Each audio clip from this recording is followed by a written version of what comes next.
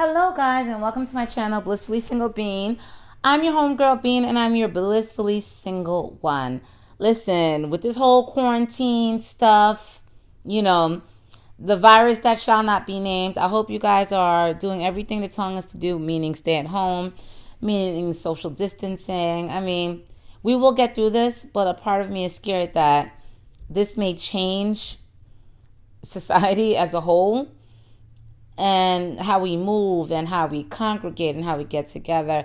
It's a very scary time. But again, I'm sending you guys love and light and prayer. And yeah, stay on the internets. While you guys are home, stay on the internets and watch the Shade Room. Because there's a lot of funnies on there. Because I know I was cracking up watching people make these makeshift clubs in their house, honey. Honey, the one where the bottle girls were like 6 or 7 years old took me the hell out. Cherish today. Excellent episode per usual. Again, this is one of those episodes that I didn't find a moment to cry and get emotional. And I feel it's because they're in a rough spot at their marriage, Gently and Evan. And I have to say, Gently got on my nerves this episode. I wasn't feeling Gently. I'm like, all right, I think my followers are right. Gently, you are annoying right now. And the reason why I feel like she was annoying or I just couldn't relate to her is because I don't think she understands what it means to be a wife and what it means to make compromises as far as being married. I'm like, as the episode goes on, I'm like, did you know what you were signing up for when it meant being married? I don't think she does. Even in the beginning of the episode, it's Evan's idea to shop different therapists. They're looking for a marriage therapist to help things out. In Gently's mind, she doesn't think there's a problem. She doesn't even know why they're doing this. But Evan's like, yeah, things have been changing and we're going to need some help. So Gently's not with it. And Evan's coming from the standpoint, I love this woman and I want to save this marriage. So I see a fracture in our marriage. So we got to do what we got to do. First therapist that they see. And I was so excited. I didn't even recognize him when I saw him. But when he started speaking, I'm like, oh, that's the lawyer from Ally McBeal. All right, if you're 40 and up, we can have this conversation. But remember Ally McBeal with Calista Flockhart, like it's the super skinny attorney. She was part of this law firm. Anyway, her love interest, I think he was the true love of her life on the show, if you watched the show as long as I did. He is now playing their therapist. So it was nice to see him again. I was like, hey, boo, how you doing?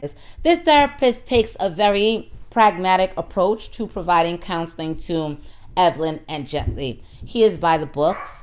He's in his office. He's in a suit. And he's basically asking them all the textbook questions needed to kind of get to the root of what's going on with Gently and Evan. And while Gently and Evan are conversing and they're going back and forth with everything, with this therapist, the biggest theme of them seeing this therapist is they are recounting how they fell in love. And the therapist is asking them certain questions, and it's crazy because one of the questions that the therapist asked, I said, when did you guys first meet? They both had separate answers. I'm like, how are you going to have a separate answer for the first time you meet someone? Because, with with the people that have been significant in my life, my children's dad, I have a few close friends. If you ask me or if you ask us how we met, it would be the same answer. At a party, we met because we were working together.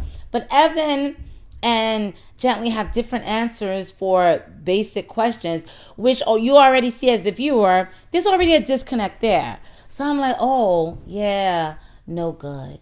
And as they're speaking with the therapist, I got to keep my hands off my face. Yeah, that thing going around.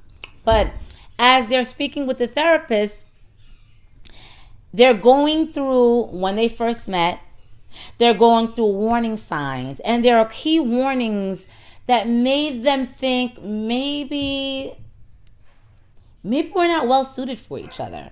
You know what I mean?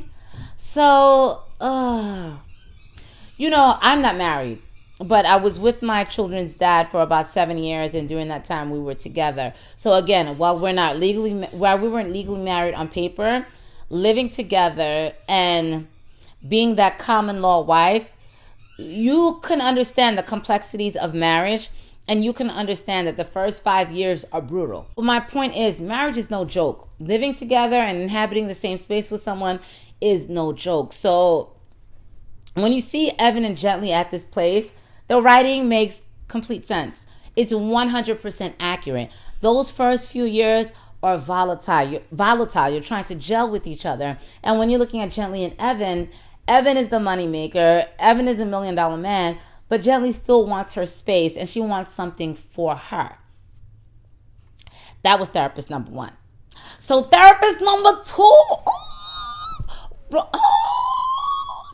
Wendy, Miss Wendy, Miss Wendy, yes, Miss Wendy, aka Regina, aka Tasha Mack, bang, bang, bang, bang. It was so nice to see her again. I was like, oh yes, you know she's black royalty to me because I grew up watching, you know, Miss Wendy, aka Miss Regina, aka Miss Tasha Mack. So I was very excited to see her as one of the therapists that Evan and Gently was shopping around. So she comes out with this bigger than life spirit, which is usually the characters that this actress plays, Miss Wendy. It's these larger than life personalities, and her therapist role was nothing different, nothing short of that. So she comes out. I said, "Oh, girl, you that therapist?"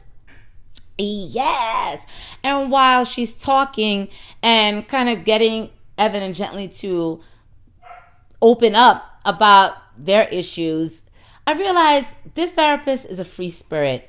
She's unconventional. She's a stark difference from the first therapist that they were seeing. And he was very pragmatic. He was by the book. You can tell every question that he asked them, every exercise that he did with them was something that came from therapy, marriage therapy, and counseling 101. Whereas, you know, Miss Wendy, you know, she was a free spirit. Like, she did things her way. And I think Miss Luma recommended her. So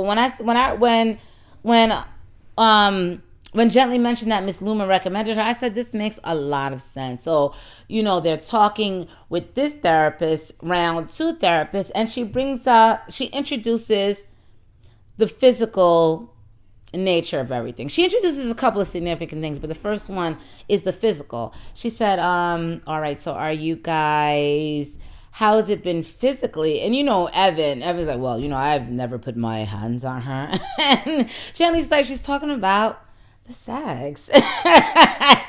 You know, man, could be a little bit simple. But it's not about him being simple. He's not a woman beater. So when he hears physical, you know, it's kind of an alarm. I never put my hands on her. So there's been no hitting or going upside the head. So it's understandable on Evan's part. But they talk about the fact that, again, a question's asked to the couple and they give two different answers. And I forgot which one said which, but one of them, either Gently and Evan, or Evan said, no, I think Evan said, oh, physically, the sex has been great, the same. And Gently said, yeah, no, not exactly. We're not having as much sex as we used to have.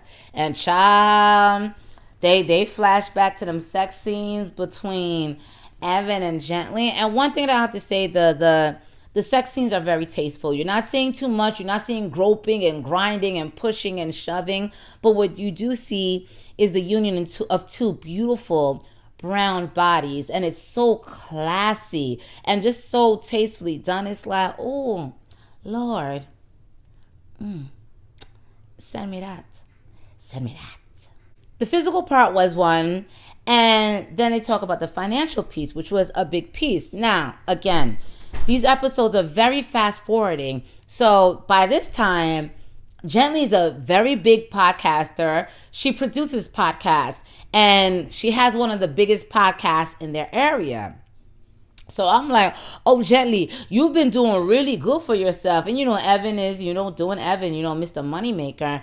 And Gently says, you know, coming into this marriage, you know, because financially, she didn't come in with much. Evan had the lion's share of the finances. So Gently says, you know, I came into this marriage and I know I wasn't bringing in finances like that. So what I tried to do is compensate for that. I cook, I clean, I shoulder everything else because I know that Evan's making all of the money. And so Evan brings up the fact from last episode where he was working on a $17 million deal, and Gently is trying to tell him about this new podcast idea that she's very excited about. So, all right, I'm gonna say my opinion right here, and all of my sisters watching, all of my brothers watching, I'm sorry if this may be off-putting to you, but at this point, I have to be honest based on what I've seen from this episode. And here it is. Gently, fuck your podcast. Yes, I said it. Gently, fuck your entire podcast. Now, don't get me wrong. I understand where Gently is coming from. Gently's a content creator.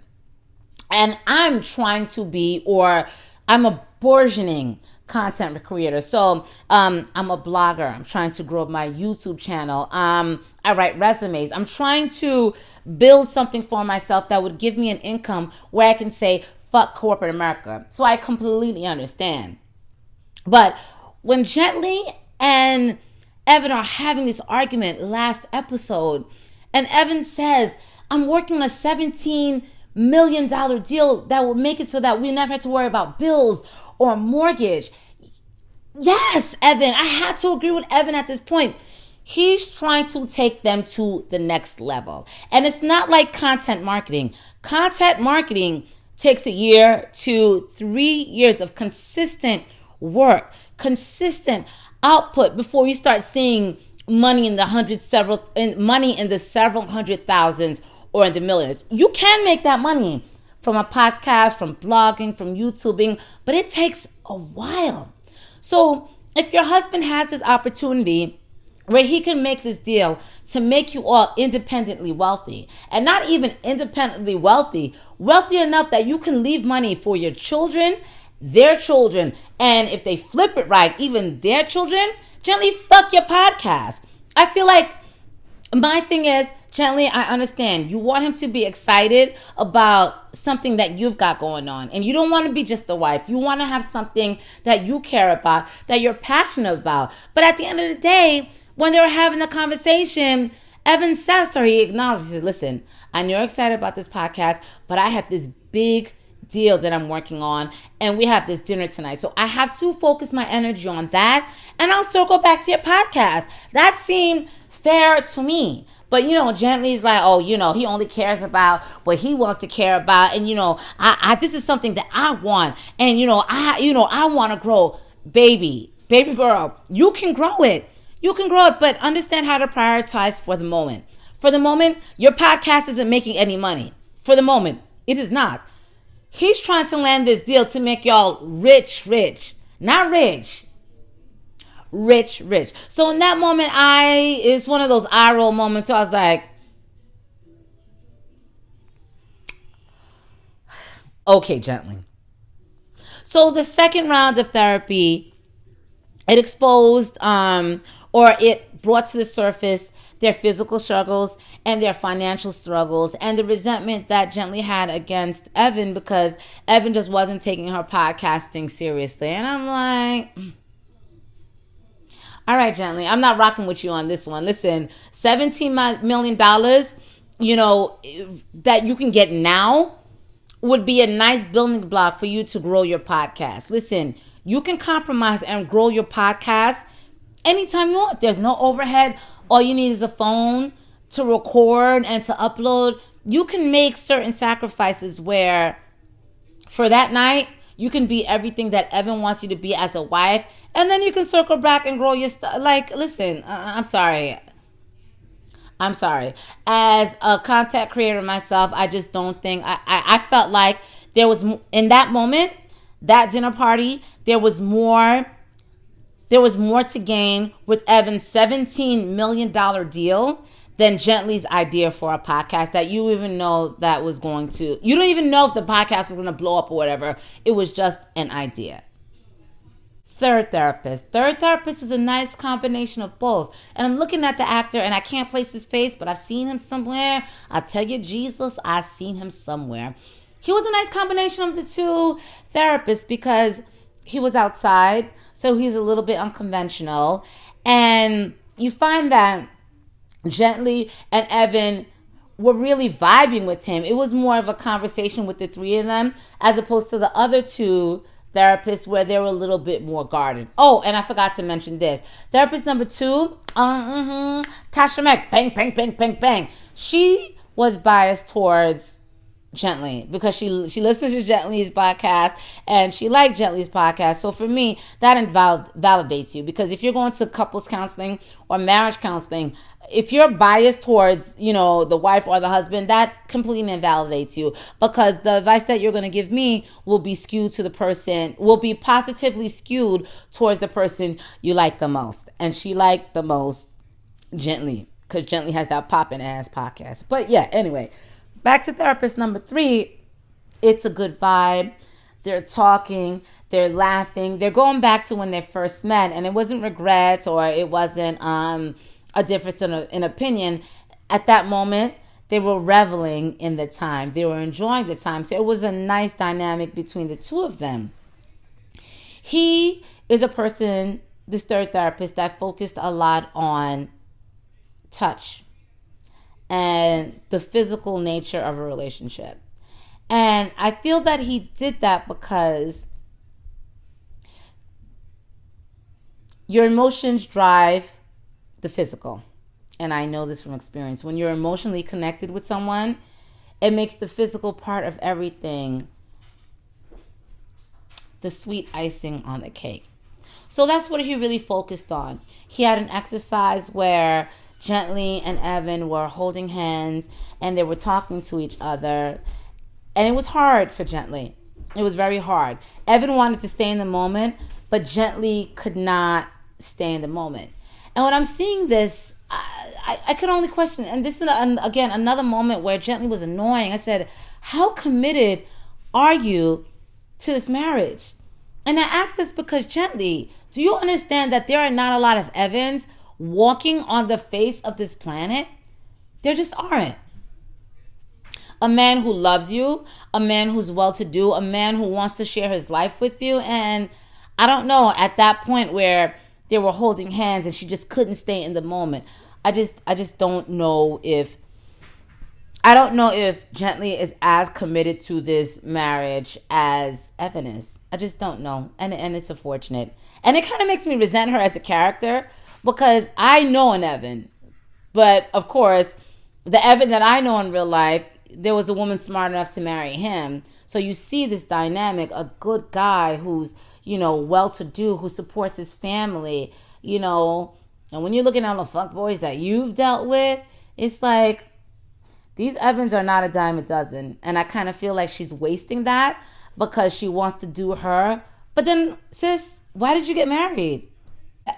Therapist has them talking, and Gently has resentment because Gently feels like she has this podcast that blew up and Evan isn't there to support her. And she feels like she was there to support Evan through everything. And granted, I do agree with her on that end, because women, we always find ourselves in a situation where we have to support the man, we have to support the husband to become big. But when roles are reversed, men are babies and they don't want to support us. But Evan says, I miss you. I miss having you. This podcast blew up and you're directing all these podcasts. I never see you. I only see you once or twice a week. He said, I miss you, Gently. I miss my wife. And Gently says, well, I gotta be me. Why can't you let me be me? And yes, Gently, I understand. You have your own interests and you want to be you. But at the same time, there are compromises that we have to make as wives. Simple as that. And I don't feel like Gently is not a brain surgeon. Gently is not cutting hearts open and putting hearts back. You're not a cardiologist. You're not a brain surgeon. And I'm not downplaying content marketers, podcasters, bloggers, because I'm trying to come up, or what I'm trying to come up from.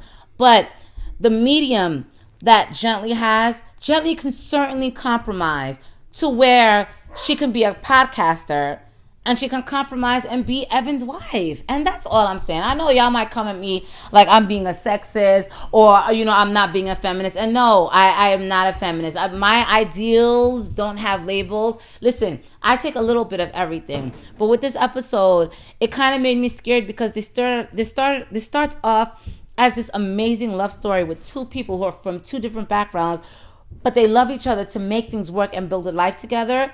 But once you get to this episode, it's like, I don't know. I think their differences might do them in. And that scares me. It does. That was it. If you guys like my episode, like this video, please like, comment, and subscribe. I appreciate all your support. All you guys that be checking for me, that leave, comments in the comment box. I appreciate all the conversation. So again, thank you so much for watching. You guys, be safe. Practice that social distancing. We're gonna get over this. I know it's a very scary time. We are going to get over this. But for the meantime, let's just do what they tell us to do. All right? And we'll get through this, and this will be some shit we can tell our grandchildren. Well, I lived through that virus, that coronavirus. You know what I mean? All right, guys, you have a good night. Spreading love and peace and giving you guys virtual hugs. Please follow me on Twitter, Beans for Reezy, and follow me on Instagram, Beans for Reezy. Let's keep the conversation going. And also, I work on resumes.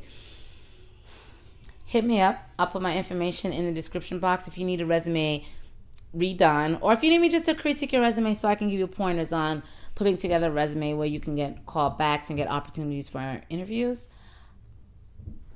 I got you. Peace out, guys. Bye.